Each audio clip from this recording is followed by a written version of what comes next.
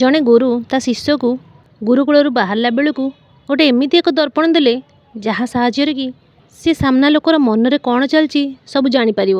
ଶିଷ୍ୟଟି ସେ ଦର୍ପଣ ନେଇକି କ'ଣ କଲା, କାହାକୁ କାହାକୁ ଦେଖିଲା, ଆସନ୍ତୁ ଏ କାହାଣୀରେ ଜାଣିବା। ଜଣେ ଗୁରୁକୁଳର ଶିକ୍ଷକ ତାଙ୍କ ଶିଷ୍ୟଙ୍କ ସେବାରେ ଗଭୀର ଭାବରେ ପ୍ରଭାବିତ ହୋଇଥିଲେ। ଯେତେବେଳେ ଶିଷ୍ୟ ତାଙ୍କ ପାଠପଢ଼ା ସମାପ୍ତ କରି ପ୍ରସ୍ଥାନ କରିବାକୁ ଯାଉଥିଲେ, ସେତେବେଳେ ଗୁରୁ ତାଙ୍କୁ ଆଶୀର୍ବାଦ ସ୍ୱରୂପ ଏକ ଦର୍ପଣ ଦେଇଥିଲେ। ଏହା କୌଣସି ସାଧାରଣ ଦର୍ପଣ ନଥିଲା।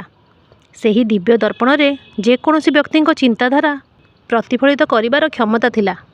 ଶିଷ୍ୟଟି ତାଙ୍କ ଗୁରୁଙ୍କ ଏହି ଆଶୀର୍ବାଦରେ ବହୁତ ଖୁସି ହେଲା।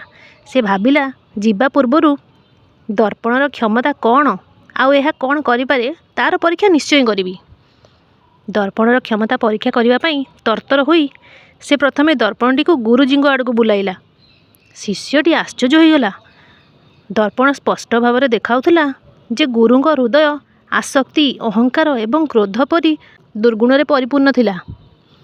ମୋର ଆଦର୍ଶ, ମୋ ଶିକ୍ଷକ ଏତେ ତ୍ରୁଟିପୂର୍ଣ୍ଣ, ଏହା ଭାବି ସେ ଦୁଃଖିତ ହେଲା।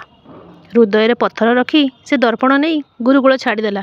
ସେ ତାଙ୍କ ଶିକ୍ଷକଙ୍କୁ ସମ୍ପୂର୍ଣ୍ଣ ତ୍ରୁଟିମୁକ୍ତ ଜଣେ ସିଦ୍ଧ ପୁରୁଷ ବୋଲି ବିବେଚନା କରୁଥିଲା। କିନ୍ତୁ ଦର୍ପଣ ଆଉ କିଛି ପ୍ରକାଶ କଲା। ସେ ଅନ୍ୟମାନଙ୍କର ବିଚାର କରିବାର କ୍ଷମତା ଅର୍ଜନ କରିଥିଲା। ତେଣୁ ସେ ଯାହାକୁ ଭେଟିଲା ତାକୁ ପରୀକ୍ଷା କରୁଥିଲା। ସେ ତା'ର ଅନେକ ଘନିଷ୍ଠ ବନ୍ଧୁ ଏବଂ ପରିଚିତ ଲୋକଙ୍କ ସମ୍ମୁଖରେ ଏକ ଦର୍ପଣ ଧରି ସେମାନଙ୍କୁ ପରୀକ୍ଷା କଲା। ସେ ସମସ୍ତଙ୍କ ହୃଦୟରେ କିଛି ଖରାପ ଗୁଣ ପାଇଲା। ତା'ର ପ୍ରତ୍ୟେକ ଅଭିଜ୍ଞତା ଦୁଃଖଦାୟକ ଥିଲା ଏବଂ ସେ ଭାବୁଥିଲା ଯେ ଦୁନିଆରେ ସମସ୍ତେ କାହିଁକି ଏତେ ଦୁଷ୍ଟ ହୋଇଗଲେ। ଯିଏ ଯାହା ଦେଖାଯାଉଛି ସେ ତାହା ନୁହେଁ। ଏହି ନିରାଶାଜନକ ଚିନ୍ତାଧାରା ସହିତ ସେ କୌଣସି ପ୍ରକାରେ ଘରକୁ ଫେରିଗଲା। ସେ ତା ପିତାମାତାଙ୍କ କଥା ଚିନ୍ତା କରୁଥିଲା। ତା'ର ପିତା ସମାଜରେ ବହୁତ ସମ୍ମାନିତ ଥିଲେ। ତା'ର ମାତାଙ୍କୁ ଦେବୀ ବୋଲି ବିବେଚନା କରାଯାଉଥିଲା। ସେମାନଙ୍କୁ ପରୀକ୍ଷା କରାଯିବା ଉଚିତ। ଏହା ଭାବି ସେ ସେହି ଦର୍ପଣ ସାହାଯ୍ୟରେ ତା'ର ପିତାମାତାଙ୍କୁ ମଧ୍ୟ ପରୀକ୍ଷା କରିଥିଲା। ସେ ସେମାନଙ୍କ ହୃଦୟରେ କିଛି ନା କିଛି ଦୁର୍ଗତି ଦେଖିଥିଲା। ସେମାନେ ମଧ୍ୟ ଦୁର୍ଗତିରୁ ସମ୍ପୂର୍ଣ୍ଣ ମୁକ୍ତ ନୁହନ୍ତି। ସମଗ୍ର ବିଶ୍ୱ ମିଥ୍ୟା ଉପରେ ଆଧାରିତ। ଏବେ ସେହି ଶିଷ୍ୟର ମନରେ ଅସ୍ଥିରତା ଅସହ୍ୟ ହୋଇଯାଇଥିଲା। ସେ ଦର୍ପଣ ଉଠାଇ ଗୁରୁକୁଳ ଆଡ଼କୁ ଗଲା। ସେ ଶୀଘ୍ର ପହଞ୍ଚି ସିଧା ତାଙ୍କ ଶିକ୍ଷକଙ୍କ ସାମ୍ନାରେ ଠିଆ ହେଲା। ତା'ର ଅସ୍ଥିରତା ଦେଖି ଗୁରୁଜୀ ସମ୍ପୂର୍ଣ୍ଣ ଘଟଣାଟି ଅନୁମାନ କରିସାରିଥିଲେ। ଶିଷ୍ୟଟି ତା'ର ଗୁରୁଙ୍କୁ ନମ୍ରତାର ସହିତ କହିଲା, ଗୁରୁଦେବ, ଆପଣ ମୋତେ ଦେଇଥିବା ଦର୍ପଣ ସାହାଯ୍ୟରେ ମୁଁ ଦେଖିଲି ଯେ ସମସ୍ତଙ୍କ ହୃଦୟ ବିଭିନ୍ନ ଦୋଷରେ ପରିପୂର୍ଣ୍ଣ।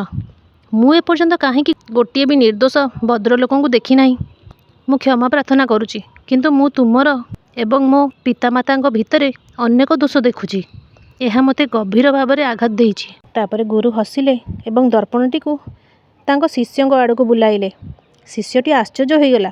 ତା'ର ମନର ପ୍ରତ୍ୟେକ କୋଣ ପ୍ରେମ, ଘୃଣା, ଅହଙ୍କାର ଏବଂ କ୍ରୋଧ ପରି ଦୁର୍ଗୁଣରେ ପରିପୂର୍ଣ୍ଣ ଥିଲା। ଏପରି କୌଣସି କୋଣ ନଥିଲା ଯାହା ପବିତ୍ର ଥିଲା। ଗୁରୁଜୀ କହିଲେ, ପୁଅ, ମୁଁ ତୁମକୁ ଏହି ଦର୍ପଣ ଦେଇଥିଲି ତୁମର ନିଜ ଖରାପ ଗୁଣ ଦେଖି ତୁମର ଜୀବନକୁ ଉନ୍ନତ କରିବା ପାଇଁ ଏବଂ ଅନ୍ୟମାନଙ୍କର ଖରାପ ଗୁଣ ଖୋଜିବା ପାଇଁ ନୁହେଁ। ଯଦି ତୁମେ ଅନ୍ୟମାନଙ୍କ ଖରାପ ଗୁଣଗୁଡ଼ିକୁ ଦେଖିବାରେ ଯେତିକି ସମୟ ବିତେଇଛ, ନିଜକୁ ଉନ୍ନତ କରିବାରେ ସେତିକି ସମୟ ବିତାଇଥାନ୍ତ, ତେବେ ଏବେ ସୁଦ୍ଧା ତୁମର ବ୍ୟକ୍ତିତ୍ୱ ବଦଳି ଯାଇଥାନ୍ତା।